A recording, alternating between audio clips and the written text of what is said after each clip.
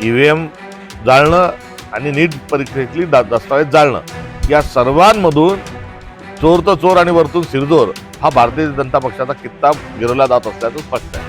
तो इतिहास को गलत लिखना ये भारतीय जनता पार्टी की फितरत है। सबसे लंबे समय रहने वाले प्राइम मिनिस्टर अभी तक पंडित जवाहरलाल नेहरू है और उनको फाउंडर ऑफ द नेशन कहा जाता है। तो नरेंद्र मोदी को 12 साल के भीतर उनके कार्यकाल की पहचान पनौती करके है। स्मार्ट मीटर हा अडानी अंबानीच्या घशात सर्वसामान्य माणसाला इलेक्ट्रिक विभाग टाकण्याचा आणि सर्वसामान्य माणसाला वेठीस धरण्याचा प्रयत्न आहे। स्मार्ट मीटर रद्द करावे आणि प्रचलित जे मीटर होते त्या मीटरच्या अनुषंगानं जी आहे ती व्यवस्था चालवण्यात यावी। दुखणं एक आहे आणि उपचार दुसरा सुरू आहे। पोषण काल सुटलेलं आहे, काय सांगाल? अटी शर्ती क्लिष्ट स्वरूपाचे निकष यामुळे फसवी कर्जमाफी आहे आणि या कर्जमाफीला सरसकट स्वरूप द्यावं ही एकंदरीत जी मागणी आहे त्या मागणीचा आवाज रोहितदादा पवार हे झालेले आहेत आणि त्यांनी पंढरपूरला जात असताना विठ्ठलाला साकडं घालून शेतकऱ्यांना कर्जमुक्त करावं आणि सातबारा कोरा करावा या मागणीच्या अनुषंगाने ते अन्नत्याग आंदोलनाला बसले होते। सदर अन्नत्याग आंदोलनाला काँग्रेसचं देखील संपूर्ण समर्थन होतं।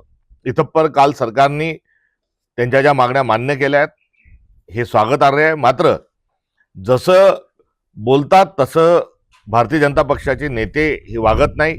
मुख्यमंत्री देखील दादांत खोटं बोलतात। याची पुनरावृत्ती या निमित्ताने होऊ नये म्हणजे मिळवली। दादा, ते अमरावतीला तुमचा जो काँग्रेसचा उमेदवार आहे ते भाजपचा प्रचार करत आहे, या संदर्भामध्ये आमच्या स्थानिक सर्व नेते तथा आमच्या निरीक्षक यांच्या सर्वांनी नुकतीच एक त्यांची बैठक संपन्न झालेली आहे आणि अशा एका परिस्थितीमध्ये पक्षाने काय भूमिका घेतली पाहिजे या संदर्भात देखील ते विचारविनिमय करत आहेत। त्यांच्या आलेल्या प्रस्तावाला महाराष्ट्र प्रदेश काँग्रेस कमिटी हे संपूर्ण समर्थन देईल। वंचितचा पाठिंब्याविषयी स्थानिक पातळीवरून आलेल्या प्रस्तावाला प्रदेश काँग्रेस पातळीवरून मान्यता देण्यात येईल। काँग्रेसची जी गटबाजी आहे किंवा काँग्रेसच्या जे तुम्ही जे उमेदवार देतात त्यांना त्यांची विश्वासार्हता राहत नाही, आणि असं अजिबात नाही। ही 17 ठिकाणी या निवडणुका होत आहेत आणि या सर्व ठिकाणच्या निवडणुकीमध्ये मोठ्या प्रमाणावर पैशाचा वापर धाकदपटी केल्याचं आढळून येत आहे। त्यामुळे निवडणुका म्हणजे हा लोकशाहीचा सण, या सणाला सादर करत असताना ज्या आर्थिक आणि सरकारच्या पातळीवर तो दबाव आणला जातो यामुळे अलीकडच्या काळात या गोष्टी अशा वारंवार बघाव्या लागतात। मुळात या एकंदरीत स्थानिक स्वराज्य संस्थांच्या निवडणुका या दिवसेंदिवस पैशाचा खेळ होत चाललेला आहे। यावर सोल्युशन काय, तर याचं सोल्युशन म्हणजे ग्रामपंचायत सदस्य आणि पंचायत समिती सदस्य यांना देखील मतदार केलं पाहिजे, जेणेकरून मतदारांची संख्या वाढेल आणि मतदारांची संख्या वाढल्यानंतर हा घोडेबाजार जो लावलाय तो नियंत्रणात कुठेतरी आणता येईल। आज रोजी या सर्व निवडणुकांमध्ये मोठ्या प्रमाणावर पैशाचा आणि सरकारच्या शक्तीचा वापर बघायला मिळतो। ही समस्या ही सरकार निर्मित आहे आणि सरकारचा लोकशाहीवर विश्वास नाही, त्यांचं नेतृत्व हे सक्षम नाही, त्यांनी केलेली विकास कामं ही खोटी आहेत, म्हणून त्यांना मोठ्या प्रमाणावर पैशाचा उपयोग करावा लागत आहे। तुमच्या अमरावतीच्या पण जो तुम्ही उमेदवार दिला होता त्यांनी पण पैसे घेतले असं तुमचं म्हणणं आहे? अशा अनेक ठिकाणी अशा प्रकारच्या तक्रारी प्राप्त होतात आहे। त्यामुळे मूळ मुद्दा हा आहे की सत्तेच्या विकेंद्रीकरणाच्या अनुषंगानं 73व्या 74व्या घटना दुरुस्ती ही एप्रिल 1993 झाली होती। आता 30 वर्ष होत असताना सत्ता विकेंद्रीकरणावर चर्चा व्हायला हवी। ग्रामसभेला, वार्ड सभेला, विधानसभा आणि लोकसभेसारखं महत्त्व प्राप्त करून देण्याच्या अनुषंगानं चर्चा व्हायला हवी होती। मात्र सरकारच्या एकंदरीत सत्ता पिपासू वृत्तीच्या अनुषंगानं ही वेगळीच चर्चा जी सुरू आहे ही दुर्दैवी आहे। दादा, जे स्मार्ट मीटर बाबत MSCB 2021चा राजपत्राचा हवाला देत सक्ती करताय की स्मार्ट मीटर स्मार्ट मीटर हा अडानी अंबानीच्या घशात सर्वसामान्य माणसाला इलेक्ट्रिक विभाग टाकण्याचा आणि सर्वसामान्य माणसाला वेठीस धरण्याचा प्रयत्न आहे। ज्या पद्धतीने तामिळनाडूमध्ये एका मिनिटात तिथल्या मुख्यमंत्र्यांनी स्मार्ट मीटरचा निर्णय रद्द केला, देवेंद्र फडणवीस मध्ये जर हिंमत असेल तर त्यांनी देखील स्मार्ट मीटरचा निर्णय तात्काळ रद्द करावा, अन्यथा आपण जे आहात हे उद्योगपतींचं चांगलं करण्याच्या अनुषंगानं महाराष्ट्राचे मुख्यमंत्री म्हणून कार्यरत आहात असा त्याचा अर्थ होईल। काँग्रेसची काय भूमिका राहील? स्मार्ट मीटर रद्द करावे आणि प्रचलित जे मीटर होते त्या मीटरच्या अनुषंगानंच जी आहे ती व्यवस्था चालवण्यात यावी। दुखणं एक आहे आणि उपचार दुसरा सुरू आहे। दादा, एवढंच नाही तर स्मार्ट मीटरच्या अनुषंगानं विद्युत विभागाचा खाजगीकरणाचा घाट हा देवेंद्र फडणवीसांनी घातलेला आहे. ज्या शेअर बाजारमध्ये जो जीपीओ एमपीओ जो काही असतो, शेअर मार्केटमध्ये आता MSCB ला घेऊन जाण्याचा प्रयत्न हे सरकार करत आहे. याचा अर्थ स्पष्ट आहे, स्मार्ट मीटर, खाजगीकरण आणि खाजगीकरणाच्या निमित्तानं त्यांच्या लाडक्या उद्योगपतींना पूर्ण विद्युत वितरणाचा आणि जनरेशनचा ठेका देणे. आपले जे राहुल बोंद्रे त्यांच्यावर 3 वेगवेगळे गुन्हे दाखल झाले आहे फसवणुकीचे, डॉक्युमेंट बोगस लावले असं म्हणताय, आरोप करताय. जे डॉक्युमेंट बोगस सांगतात आहे त्याच महिलेनी ॲफिडेव्हिट देऊन थेट जिल्हाधिकाऱ्यांची भेट घेतलेली आहे. त्यामुळे हे जुनं प्रकरण आहे. वारंवार कुठेतरी राहुल बोंद्रेंना अडकवण्याचा हा प्रयत्न होत आहे. मात्र राहुल बोंद्रे यांचं संपूर्ण कारकीर्द आणि एकंदरीत अनुराधा परिवार हा जुना आहे, नियमाला धरून चालणार आहे. त्यांना खोटे दस्तावेज दाखल करून बांधकाम करण्याची काय परवानगी? ते टॅक्स भरायला तयार आहे, ते ग्रामपंचायतची प्रत्येक परवानगी घेतात. त्यामुळे कुठेही काही मोठं काही सापडत नाही, छोटंही काही सापडत नाही. तर आता दादांत खोटे प्रकरण जे आहेत ते पुढे करून आमच्या काँग्रेस नेत्याला वेठीस धरण्याचा हा प्रयत्न आहे.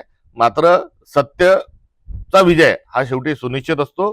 राहुल बोंद्रेंच्या पाठीशी आमचा संपूर्ण पक्ष आहे आणि या प्रकरणात राहुल बोंद्रेंचा कुठलाही दोष नाही. संजय राउत ने राज ठाकरे को इंडिया आघाड़ी में आने का निमंत्रण दिया है, आप कैसे देखते हैं? उन्होंने निमंत्रण दिया है, उन्होंने इस पर बात करना ठीक रहेगा. दादा, सध्या विधान परिषद निवडणूक सुरू आहे. कुठेतरी उमेदवारी देताना किंवा जे काही तुमचे पक्षातील नेते आहेत ते प्रदेशाध्यक्ष म्हणून तुमच्यावरती कुठेतरी नाराजी व्यक्त करतायत, तुमच्याबद्दल काही वर्षाकडे तक्रार केल्याचं कळतंय. अशी कुठे नाराजी असण्याचं काही कारणच नाही, कारण स्थानिक पातळीवर सर्व निर्णय झालेले आहेत. सत्तेत म्हणजे अधिकारांचं विकेंद्रीकरण करत असताना स्थानिक पातळीवर निर्णय घेतलेल्यालाच समर्थन दिलेलं आहे. त्यामुळे असा प्रकारचा कुठेही प्रकार नाही आणि स्थानिक पातळीवर घेतलेल्या निर्णयाला माझं संपूर्ण समर्थन आहे. राम मंदिर अयोध्या में अगर लोगों ने दान किए हुए पैसे के इसमें गड़बड़ी हुई है, क्या कहेंगे आप? वो तो जाहिर सी बात है, इसके पहले भी इसके मामले सामने आ चुके हैं. यदि इसकी तहकीकात होती है तो बहुत संगीन स्वरूप के मामले जो है वो भी सामने आएंगे. मोदी जी को 12 साल पूरे हो चुके हैं, सबसे लंबे समय तक रहने वाले प्रधानमंत्री बन चुके हैं. तो इतिहास को गलत लिखना ये बात भारतीय जनता पार्टी की फितरत है. सबसे लंबे समय रहने वाले प्राइम मिनिस्टर अभी तक पंडित जवाहरलाल नेहरू है और उनको फाउंडर ऑफ द नेशन कहा जाता है. तो नरेंद्र मोदी को 12 साल के भीतर उनके कार्यकाल की पहचान पनौती करके है. नरेंद्र मोदींना थांबवण्यासाठी कोण पुढे येऊ शकतो? काँग्रेस आणि काँग्रेस. जागतिक लेवलवर क्रूड ऑइलचे भाव कमी झाले, पेट्रोल डिझेलचे भाव कमी होणार. क्रूड ऑइलचा भाव कमी असतानाही पेट्रोल डिझेलचे भाव जास्तीच होते आणि दरम्यानच्या काळात 77,000 कोटी रुपयांचा नफा हा ऑइल कंपन्यांनी मिळवला. तर दुसऱ्या बाजूला नायरा आणि रिलायन्स यांनी गलेलठ्ठ स्वरूपाचे नफा हा रशियाकडून तेल घेत असताना मिळवलं. त्यामुळे इंधनाच्या बाबतीत नफेखोरी हा भारत सरकारचा हा धंदा बनलेला आहे. न्यायालयात सुरू असलेल्या ईव्हीएम बद्दल नाना पटोलेंनी सांगितलं की ना रहेंगी बास ना बजेंगी बासरी, असा प्रकारचा केंद्र सरकारकडून सुरू आहे. काय पश्चिम बंगालमध्ये 4,000 ईव्हीएम मशीनचं जळणं आणि नीट परीक्षेचे सगळं अर्ज आणि सगळं डॉक्युमेंटेशन जळणं, यामध्ये सर्व ज्या काही गोष्टी आहेत त्या स्पष्ट आहेत. ईव्हीएम जाळणं आणि नीट परीक्षेतली दस्तावेज जाळणं, या सर्वांमधून चोर तर चोर आणि वरतून सिरजोर हा भारतीय जनता पक्षाचा कित्ता गिरवला जात असल्याचं स्पष्ट आहे.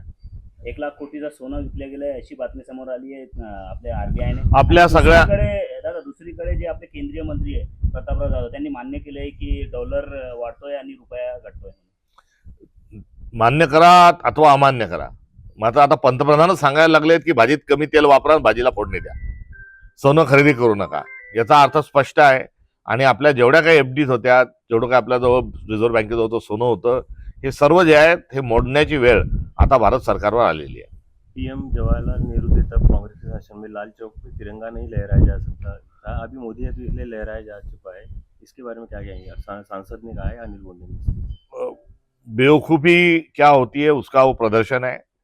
जो स्वाक्षरी लोह पुरुष सरदार वल्लभ भाई पटेल ने कश्मीर के विलीनीकरण के संदर्भ में राजा हरि सिंह के साथ जो की थी और जो वादा उन्होंने उस दस्तावेज में किया था, उस दस्तावेज को ही चैलेंज कहीं ना कहीं ये महोदय कर रहे हैं. जो बात सरदार वल्लभ भाई पटेल ने तय की है उसकी शिकायत करने इतना उनका कद नहीं है.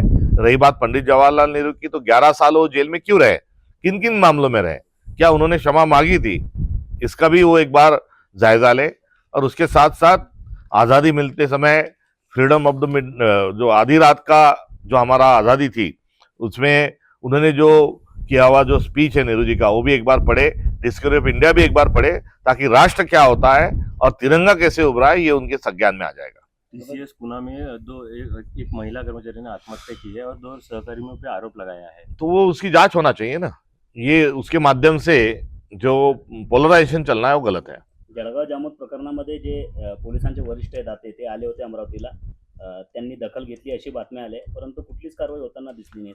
दाते येण्याच्या आधीच कारवाई झाली, मात्र ते येऊन गेल्यानंतर कुठल्याही प्रकारची कारवाई झाली नाही. स्पष्ट आहे कायद्याचा दुरुपयोग झालेला आहे, खोटे पुरावे लावलेले आहेत. या तपास अधिकाऱ्यांपासून तर अतिरिक्त पोलीस अधीक्षक जे आहेत लोढा यांच्यापर्यंत प्रकरण मध्ये खोटे पुरावे जोडण्याच्या अनुषंगानं आणि अॅट्रॉसिटीच्या अनुषंगानं यांच्यावर गुन्हे दाखल झाले पाहिजे. आम्ही अन्यथा आंदोलनाची जी भूमिका घेतली त्याच्यावर आम्ही ठाम आहोत. अधिवेशनामध्ये हा मुद्दा उपस्थित करणार. निश्चित अधिवेशनामध्ये हा मुद्दा उपस्थित होणार. मात्र या महाराष्ट्राचे गृहमंत्री जे आहेत हे दादा कोंडके स्वरूपामध्ये काम करतात आहेत, हे पांडू हवालदार स्वरूपामध्ये काम करतात आहे. त्यामुळे त्याचं उत्तर ते कसे देतील याकडे लक्ष लागलेलं आहे. दादा, जे आपले पालकमंत्री आहेत ते फक्त ध्वजारोहणासाठी येतात, डीपीसी झाली नाही आणि आता अशी माहिती आहे की ऑनलाईन डीपीसी होणार आहे 22 तारखेला. कारण ऐकावं ते नवलच. आता पालकमंत्री दाखवा आणि 1000 रुपये मिळवा अशा भिंती रंगवण्याची वेळ आता आलेली आहे. इतिहासात पहिल्यांदाच बुलढाणा जिल्ह्याला 2 पालकमंत्री मिळाले आहेत. एक पालकमंत्री आणि दुसरा सहपालकमंत्री, दोघंही जिल्ह्यात येत नाही. 1.5 पालकमंत्र्यांचा 1.5 दमलीचा कारभार हा राज्य सरकारचा बुलढाणा जिल्ह्यात सुरू आहे. दादा, काँग्रेसमध्ये राष्ट्रवादी विलिनीकरणाच्या चर्चा सुरू आहेत. या सगळ्या चर्चेचा एकच कारण आहे की भारतामध्ये आता भारतीय जनता पक्षाच्या जुलमी आणि हुकुमशाही कारकिर्दीला फक्त आणि फक्त काँग्रेसच लढत देऊ शकतो. त्यामुळे काँग्रेस हाच भारतीय जनता पक्षाला खाली खेचण्याकरता आणि लढण्याकरता सक्षम असा पर्याय उरलेला आहे. आणि राहुल गांधी हे या देशातला आशेचा किरण आहे आणि या अनुषंगानं या मित्रपक्षांच्या विलिनीकरणाची चर्चा देशभरात सुरू आहे. अधिकृत सांगा की असं काही प्रस्ताव दिला गेला आहे का राष्ट्रवादीला? नाही, या संदर्भात अधिकृत बोलण्यात दिला आहे का मिळाला आहे या दोन्ही सांगणं हे चुकीचं ठरेल. या सगळ्या स्थानिक स्वराज्य संस्थांच्या निवडणुकीत आम्ही जे उभं ठाकलो आहोत ते भारतीय जनता पक्षाची जी हुकुमशाही आहे, दंडेलशाही आहे, तिला थांबवण्याकरता रोखलेलं. ते या निमित्तानं आम्हाला सर्वांनी, लोकशाही प्रेमी सर्वांनी मतदान करावं. शेकाप असेल, महाविकास आघाडीचं तर आव्हान आहेच आहेत. इतप्पर काही अपक्ष जे आहेत किंवा सत्तेमधले जे लोक आहेत ज्यांना आता भ्रमनिरस झाला आहेत त्यांनी देखील कुठेतरी निषेध म्हणून आता विरोधामध्ये महाविकास आघाडीला, काँग्रेसला मतदान केलं पाहिजे. थेट ज्या सर्व स्तरावरील जे अपक्ष आहेत त्या अपक्षांसोबत जे काही क्षेत्रीय पक्ष आहेत किंवा छोटे पक्ष आहेत त्यांनी करावं. इम्तियाज जलील यांनी देखील या संदर्भामध्ये कुठेतरी आपली भूमिका स्पष्ट करत असताना काँग्रेसच्या आणि महाविकास आघाडीच्या उमेदवारांना मदत करावी. शेतकरी कर्जमुक्तीच्या विरोधामध्ये कुठेतरी राष्ट्रवादी रस्त्यावर आहे, त्यांनी उपोषण केलं आहे. रविकांत तुपकर यांचंही आता अन्नत्याग सुरू होत आहे. काँग्रेसची अशी काही प्रखर भूमिका काही दिसत नाही. आपल्या या आंदोलनामध्ये काँग्रेसचा पाठिंबा होता, सहभागी होता. मी देखील आज आंदोलनामध्ये सहभागी होण्याकरता आजपासून मी देखील उपोषणाला, अन्नत्यागाला त्यांच्यासोबत बसणार होतो. त्यामुळे एवढंच नाही तर रोहित पवारांनी मागच्या संपूर्ण महिनाभरामध्ये केलेल्या आंदोलनामध्ये त्यांच्या खांद्याला खांदा लावून काँग्रेस पक्ष उभा असल्याचं देखील आपण सर्वांनी बघितलंय.